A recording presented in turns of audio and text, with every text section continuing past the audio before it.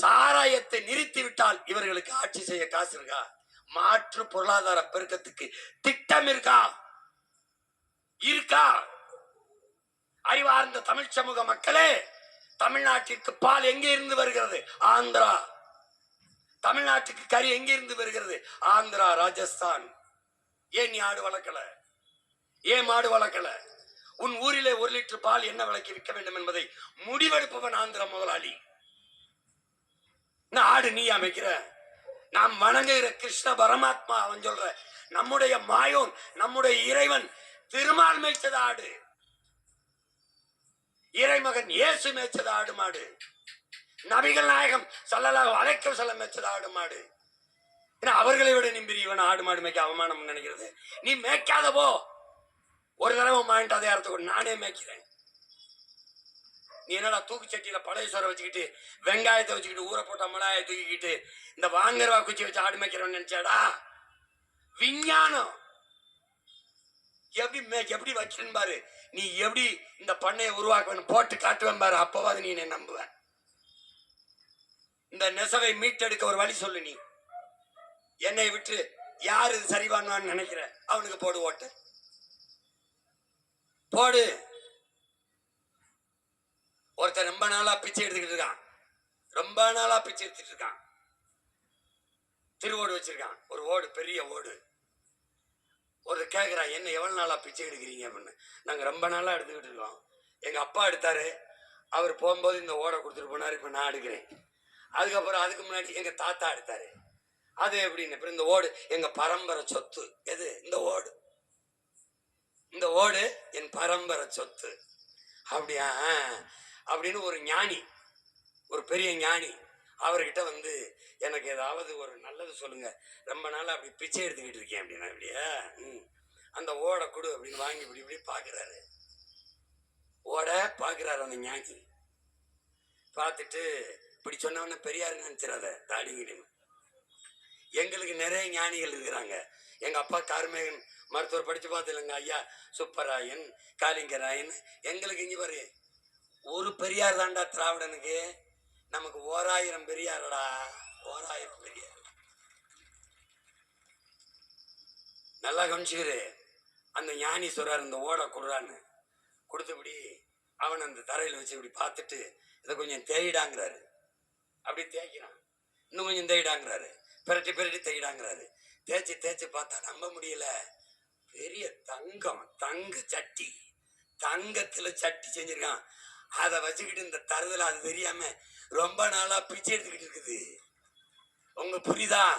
இந்த திரு ஓடு மாறி தமிழ் திரு நாடு. என் அன்பு மக்களே, இந்த நாடு, இந்த நாட்டை நீ போறவன்ட்ட கொடுத்துட்டு 1000 500க்கு பிச்சை எடுத்துக்கிட்டு இருக்க.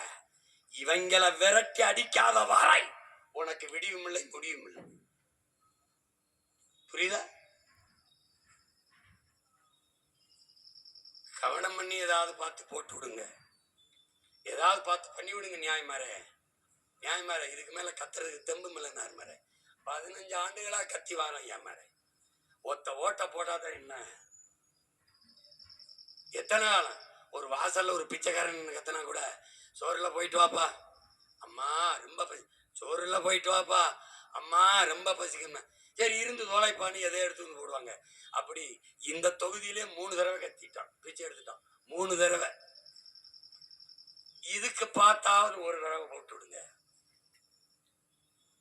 என் தங்கச்சி என்ன செய்வாள்? என் தம்பி சொன்னால, சீமான், என் தம்பி எல்லாம் பேசுறாங்கல்ல, தமிழ்நாட்டில் ஒரு சட்டமன்ற உறுப்பினர் எப்படி இயங்க வேண்டும், எப்படி இயங்க முடியும் என்பதை சட்டசபையில ஒரு முன்னோட்டம் மாதிரி காட்டி போட்டான்.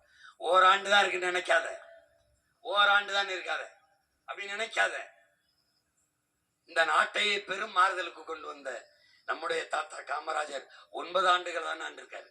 நீ சினிமாவில் வரும்போது ஒரே நாள்ல முதலமைச்சர் அர்ஜுன் அவர்கள் ஒரு நாள் முதலமைச்சரா இருந்து சாதித்து விட முடியும் என்று கைதட்டி ரசிக்கிற நீ, ஓராண்டில் ஒரு சட்டமன்ற உறுப்பினர் எவ்வளவோ சாதிக்கலாம் என்று ஏன் நம்ப மறுக்கிறாய்?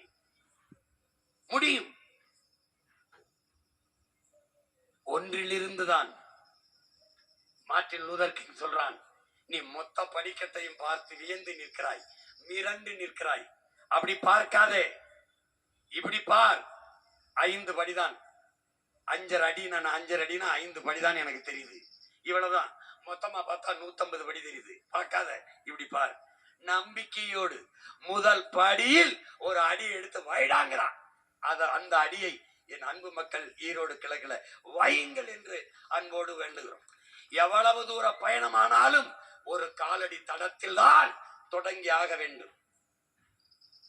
அந்த காலடி தடம் ஒரு மாபெரும் அரசியல் புரட்சிக்கான காலடி தடம் ஈரோட்டு கிழக்கில் தொடங்கட்டும்.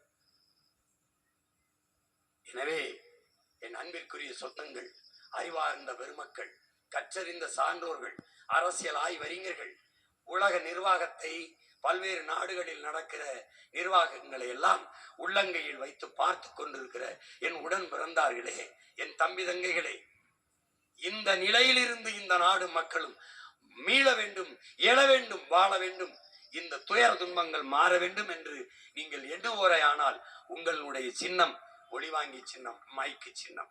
இங்கே பேசிய என்னுடைய மகள் தமிழவதெல்லாம் பேசியது போல இந்த மைக் உண்மைக்கு, நேர்மைக்கு, தூய்மைக்கு, வாய்ப்புக்கு, நாட்டை மாற்ற துடிக்கும் நல்லதொரு தலைமைக்கு ஒரே மைக்கு. இந்த சின்னம், இந்த சின்னத்திற்கு நீங்கள் வாக்களித்து வெற்றி பெற செய்யுங்கள். என்னுடைய அன்பு தங்கை, என் உயிருக்கு இனிய தங்கை சீதாலட்சுமி அவர்களுக்கு ஒளிவாங்கி சின்னத்திலே வாக்கு செலுத்தி வெற்றி பெற செய்யுங்கள். இந்த வெற்றியை என்னுடைய வெற்றி, என் தங்கையின் வெற்றி, நாம் தமிழர் கட்சியின் வெற்றி என்று தயவு செய்து நினைக்காதீர்கள். நீங்களும் நானும் பிறந்த பெருமை மிக்க இனத்தின் வெற்றி, தமிழ் தேசிய இனத்தின் வெற்றி என்று எண்ணுங்கள். இது நமக்கான வெற்றி, தமிழ் இனத்தின் தன்மானத்திற்கான வெற்றி, இனமானத்திற்கான வெற்றி என்று கருதி உங்களின் மதிப்புமிக்க வாக்கை எங்களுக்கு செலுத்தி வெற்றி பெற செய்யுங்கள். புரட்சி எப்போதும் வெல்லும். நம் வெற்றி நாளையதை சொல்லும். எங்களின் இலக்கு ஒன்றுதான், இனத்தின் விடுதலை. இனம் ஒன்றாவோம், இலக்கை வென்றாவோம். தமிழ் தாய் வாழ்க, தலைவர் பிரபாகரன் வாழ்க. நாம் தமிழர்.